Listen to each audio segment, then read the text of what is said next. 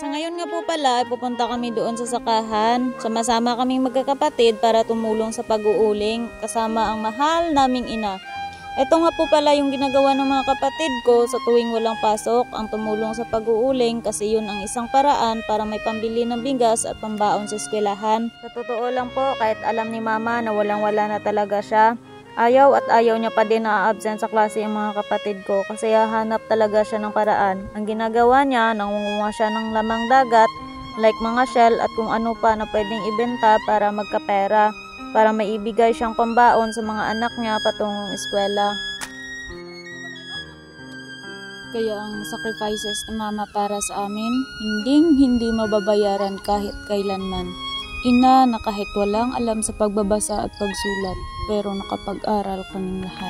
Ito nga po pala si Isel May na grade 10 student at si Sheila May na graduating sa grade 12. Parehas po yung dalawa na yan na honor student at yung bunso naming kapatid na elementary ay honor student din. At yung isa naming kapatid na si Risa ay nag-aaral din sa TESDA.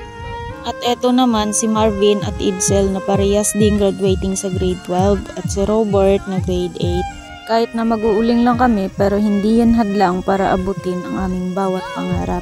Yan po, sobrang priceless ang ngiti ni mama sa tuwing kasama niya kami. Malapit na nga pala kami sa kubo kung saan palaging nag-iisa si mama para alagaan ang kanyang mga pananim at para sa pag-uuling. Isa-isa nga pala kaming pumasok sa kubo para maghanda ng aming gagamitin sa pag-uuling.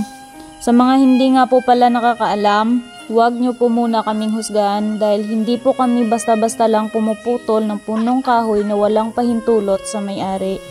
Pinapauling ng may-ari o pinapaputol ang mga kahoy at pinapalinis dahil may mga purpose sila. At para daw hindi masayang ang mga puno at makatulong na rin sa amin. Uulitin ko po, hindi po kami basta-basta lang pumuputol ng punong kahoy na walang pahintulot sa may-ari. At sana naman po maintindihan nyo kami. At ayan, bawat isa sa amin ay mayroon ng bit-bit na itak. Nasa tuktok pa nga pala ng bundok yung mga kahoy at kailangan pa naming umakyat doon. Nang kay hirap-hirap. Naalala ko nga pala nung grade 8 pa lang ako noon. May isang classmate ako na nagtanong sa akin. Sabi niya, ano daw nangyari sa kamay ko? Bakit namula at maraming sugat? Ang sabi ko, dahil po doon sa kahoy na sibukaw, madami kasing tinik. Yan po kasi yung inuuling namin. Yes po, sobrang daming tinik ang kahoy na inuuling namin mula sa puno hanggang sa mga dahon niya. Kaya mas lalong nahihirapan kami sa pag-uuling. Kanya-kanya na nga pala kaming linis ng punong sibukaw. Kaming mga babae lang muna ang nandito kasi nagsa-sideline pa yung mga kapatid naming lalaki. Para pagdating ng Lunes, may pang-allowance na sila. Hindi na masyadong mag-alala si mama na wala na naman siyang pera ipabaon sa mga kapatid ko. Kasi hindi naman mabilis ang pag-uuling, medyo matagal pa. Tanghali na at sobrang init, kaya nagsiuwian na kami para kumain ng aming tanghalian. Habang nakaupo si mama, sinabihan ko siya, "Ma, pagod ka na, magpahinga ka na lang, kami na lang dito." Ang sagot niya sa akin, "Hindi ako napapagod hanggat nandyan kayo kasi hangad ko sa buong buhay ko na maiahon nyo ang sarili nyo sa kahirapan kahit wag na lang ako."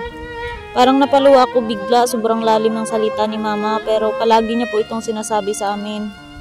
Hanggang dito lang muna kami, maraming salamat, God bless po.